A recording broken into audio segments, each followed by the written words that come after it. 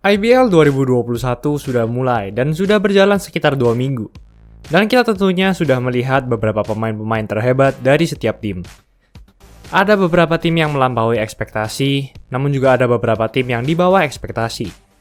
Di hari ini, pada tanggal 24 Maret 2021, Cerita Basket bakalan ngurutin duo terhebat dari setiap tim ke beberapa kategori.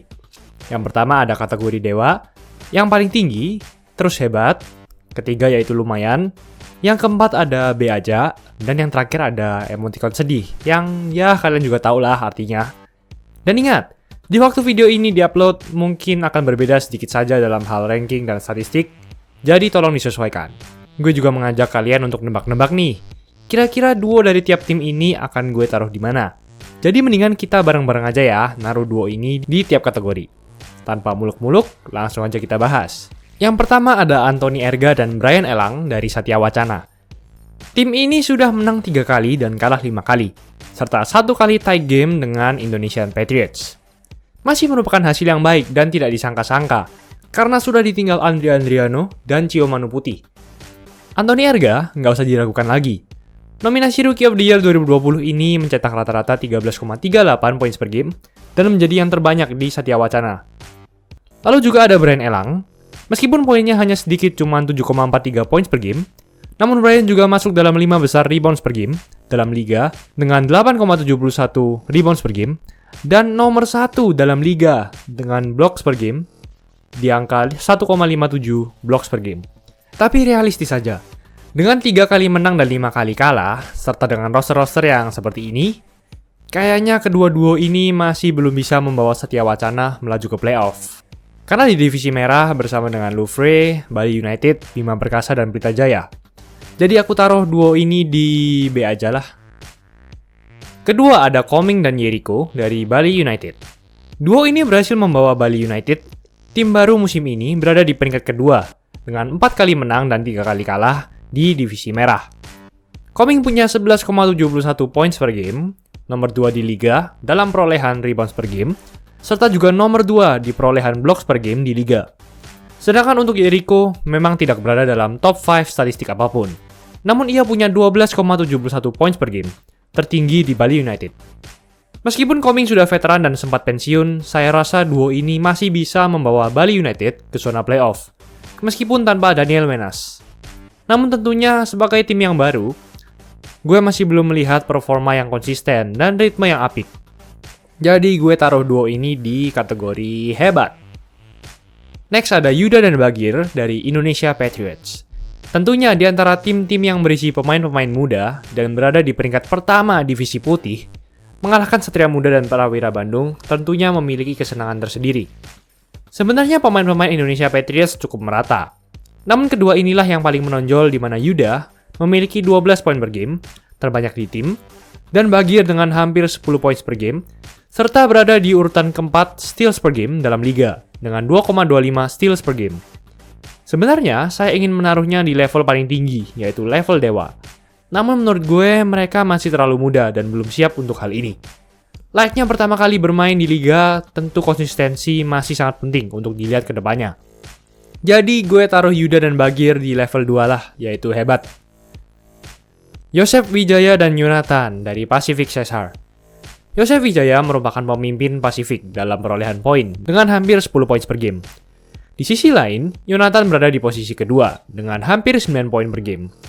Namun, ya, kita tahu bahwa tentunya Pasifik bertengger di posisi paling buncit, di mana mereka hanya pernah menang sekali. Itu pun hanya menang 1 poin dari NSH, dan sudah kalah 7 kali. Dari antara 7 kekalahan tersebut, juga pernah di mana Pasifik dibantai 50 poin. Ya, nggak usah banyak dibahas. Saya yakin saya pasti sepaham dengan Anda, mereka berdua berada di mana. Ya. Next ada B-Boy dan Andre Rimpande dari NSH Jakarta. Oke, kita ingat sempat ada beberapa kontroversi di mana B-Boy nggak boleh bermain. Namun akhirnya B-Boy boleh main dan yap, kontribusinya pun masih tetap apik, dengan hampir 14 poin per game. Lalu pasangannya yaitu Andre Rimpande tetap konsisten sebagai pemain lokal sejak musim lalu, di mana ia berkontribusi sangat besar membawa NSH menjadi peringkat pertama di IBL musim lalu. Musim ini pun, ia memiliki 13 poin per game, tepat di bawah B-Boy di tim. Namun, ya mari realistis saja. NSH menjadi tim peringkat paling buncit di divisi merah dengan hanya 1 kali menang. Namun karena masih punya rata-rata points per game yang terbilang tinggi, jadi gue taruh duo ini di B aja lah.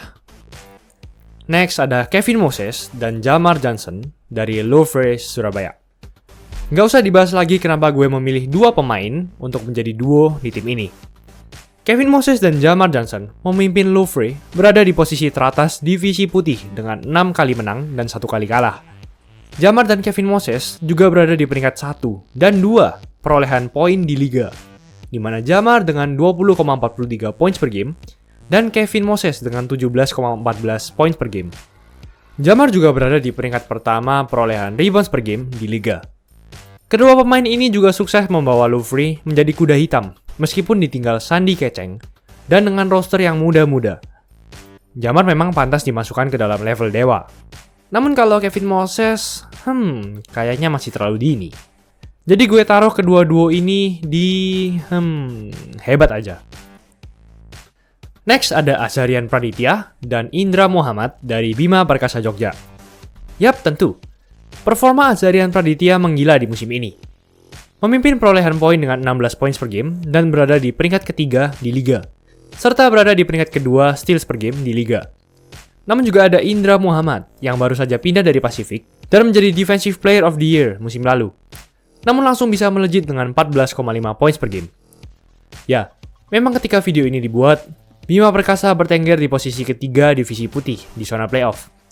Namun tentu, kita nggak boleh lupa di mana ada Pelita Jaya yang masih belum masuk ke zona playoff divisi putih karena telat masuk ke bubble. Jadi kesimpulannya, mungkin kedua pemain Bima Perkasa ini harus membantu memperebutkan posisi terakhir playoff di divisi putih dengan mungkin Bali United. Tapi untuk performa kedua pemain ini, gue taruh di lumayan. Next ada Abraham Damar dan Difta Pratama dari Prawira Bandung. Abraham Damar, MVP IBL 2020, membawa Setapak menjadi juara. Bermain sangat gila membela timnas kemarin, dan masih saja konsisten memimpin perolehan poin Prawira musim ini dengan hampir 17 poin per game. Urutan ketiga di liga. Tentu, ia sudah bisa dibilang the real Stephen Curry-nya Indonesia. Sebenarnya, gue ingin memasangkan Abraham dengan Arif Hidayat. Namun setelah gue melihat statistik lebih dalam, ternyata Arif Hidayat tidak sedewa itu ya musim ini. Cuma asisnya saja yang berada di top 5. Jadi gue putuskan untuk memasangkan Abraham dengan Difta Pratama. Difta memimpin Prawira dengan hal poin di urutan kedua dengan 8,5 points per game. Dan tentunya merupakan seorang veteran. Dengan keberhasilan kedua pemain ini membawa Prawira berada di peringkat kedua divisi merah, gue akan naruh duo ini di hebat. Next ada Widianta Putrateja dan Andre Adriano dari West Bandit Solo. Ya, tentunya duo ini memiliki kontribusi signifikan layaknya CJ McCollum dan Damian Lillardnya IBL. Widi, yang hampir menjadi MVP musim lalu, memimpin perolehan poin West Bandit dengan 12,38 points per game. Sedangkan Andre, yang baru saja meninggalkan Satya Wacana, berada di urutan kedua dengan 10 points per game. Namun gue masih bingung. Dengan kedua pemain ini, serta roster-roster pemain yang lengkap lainnya, ada Fadlan, Pringo, Patrick sang rookie, dan May Johnny, lalu ada Alan Asadi, mengapa West Bandit hanya pernah menang 2 kali dari total 8 kali bermain? Sebenarnya gue ingin memasukkan duo ini ke kategori hebat, tapi melihat ranking dari West Bandit, kayaknya di lumayan aja deh. Next ada Prastawa dan Agassi dari Pelita Jaya. Apa jadinya tim yang isinya timnas semua? Ya, Pelita Jaya. Dari antara banyak pemain timnas ini, memang dua pemain inilah yang paling menonjol. Prastawa dengan 14,75 points per game, dan Agassi dengan 13,75 points per game. Meskipun masih bertengger di urutan kelima karena telat masuk bubble, namun Pelita Jaya sudah menang 4 dari 5 pertandingan terakhir. Beberapa minggu ke depan juga pasti naik-naik sendiri. Gue sebenarnya pengen naruh duo ini di level dewa, dan tentu kalian menebak gue awalnya menaruh di sana. Dan ya, gue menaruhnya di level dewa kali ini. Akhirnya ada satu yang berada di level dewa. Next ada Abraham Wenas dan Fisyafiful Amir dari Amarta Hang Tuah. Kalau bicara Hang Tuah, pastinya melekat dengan nama Abraham Wenas. Sudah tidak diragukan lagi. Dengan 10,63 points per game dan hampir 3 assist per game, Abraham sudah menjadi kontributor utama offense Hang Tuah. Namun yang lebih mengejutkan adalah pasangannya yaitu Vishaiful Amir yang mungkin bisa menjadi calon kuat Most Improved Player musim ini. If memimpin perolehan poin di Hang Tuah, bahkan melebihi Wenas dengan 13 points per game serta 7 rebounds per game. Terhitung tinggi di mana pemain posisi 2 atau 3 bisa memiliki angka rebound tersebut. Namun tentunya kita sendiri tahu, meskipun dengan duo yang hebat ini, Hang Tuah hanya bisa menang 1 kali dari total 8 pertandingan. Jadi gue akan taruh di level B aja.